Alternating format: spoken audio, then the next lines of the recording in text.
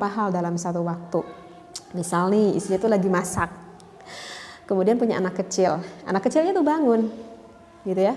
Kemudian digendong tuh anaknya ya, kemudian digendong anaknya. Tapi tetap aja masak itu dilanjutin. Berarti ada dua hal yang dilakukan kan, sambil masak, sambil ngegendong anaknya.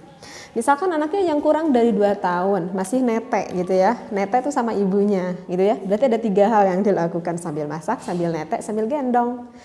Udah itu ada telepon, bahkan bisa sampai ngangkat telepon, yang kanan masak, yang kiri ngangkat telepon, yang di sini sambil netek anaknya. Nah begitulah kenapa bisa wanita melakukan dalam satu waktu melakukan beberapa hal, karena Allah ciptakan korpus kolosum pada wanita itu lebih tebal daripada wanita. Semuanya pasti ada hikmahnya.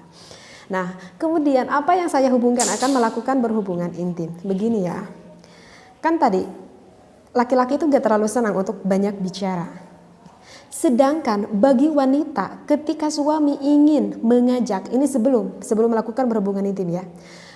Sedangkan bagi wanita, suami banyak berkata-kata rayuan ataupun kata cinta ataupun kata kasih sayang, bagi sang istri itu sangat diperlukan sekali. Untuk apa? Agar untuk membangkitkan gairah syahwat sang istrinya. Terbalik, sedangkan bagi sang suami itu gak terlalu senang untuk mengeluarkan banyak kata-kata yang gimana gitu ya, karena itu udah fokus mau ke sana gitu. Itu beda banget kan, wanita dan juga laki-laki. Nah oleh karena itu kita tuh harus paham dulu dari awal, agar apa? Agar tidak timbul kesalahpahaman gitu. Karena kalau misalkan wanita yang gak paham, suami yang gak banyak ngomong, kira-kira berarti suaminya gak terlalu senang atau ya berpikir negatif lah ke suaminya. Nah maka di sini kita itu perlu belajar.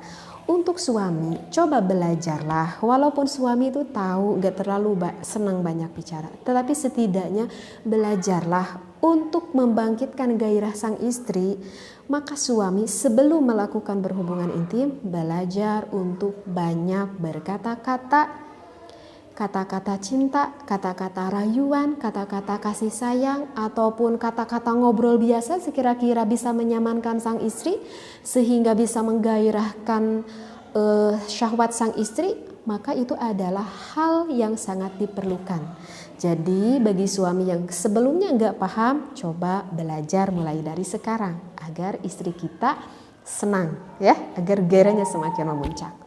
Nah kalau untuk istri tipsnya apa? Kalau untuk istri tipsnya itu adalah ketika melakukan berhubungan intim, ini lagi berhubungan intimnya, jangan banyak bicara. Apalagi bicara yang tidak penting. Apakah boleh mengeluarkan vokal? Itu boleh sekali. Bagi sang istri boleh mengeluarkan vokal, huruf vokal aja. Misalkan A gitu ya, atau I gitu ya, atau U ataupun E gitu ya.